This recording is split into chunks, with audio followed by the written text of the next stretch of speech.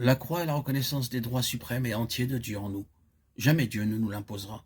Elle sera toujours le fait d'un appel intérieur du Saint-Esprit pour une donation sans réserve de notre part, afin de détruire par elle l'inimitié et donner à sa vie le droit de régner et devenir notre vie, afin de les réconcilier avec Dieu en un seul corps par la croix, en détruisant par elle l'inimitié. Éphésiens 2,16. La vie dans l'esprit doit être expérimentée. La vie procède de Christ, la tête du corps. Aussi connaître l'unité demande que nous soyons en expérience sous l'autorité de Christ et unis à lui. 1 Corinthiens 6, 17.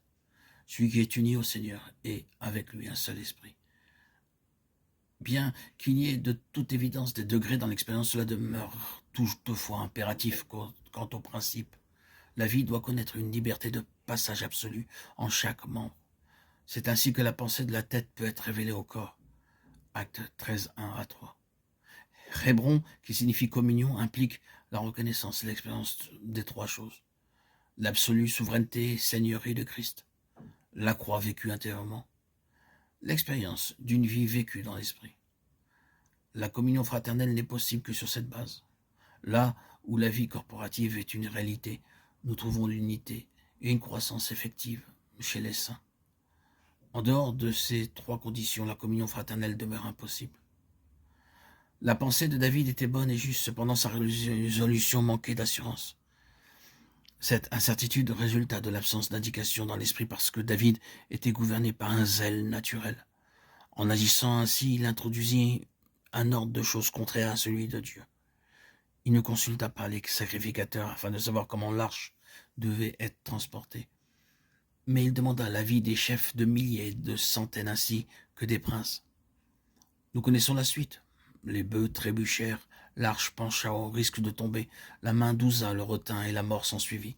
David, désemparé, fit conduire l'arche dans la maison d'Obed-Édom, 1 Chroniques 13, 13, 14. Le point fondamental est la nécessité de connaître le modèle de ce que Dieu veut, car l'absence de révélation est un empêchement à une collaboration effective. Et bien que nous travaillons beaucoup, ce que nous faisons ne peut être agréé du Seigneur. Sans la révélation du modèle, nous introduisons notre propre sagesse et avec elle la stérilité et la mort spirituelle dans le peuple de Dieu. La révélation est indispensable afin de savoir ce que Dieu veut et comment il le veut. Sinon, nous ne savons comment poser le fondement et ce que nous y plaçons avec notre sagesse n'est que bois, foin et chaume.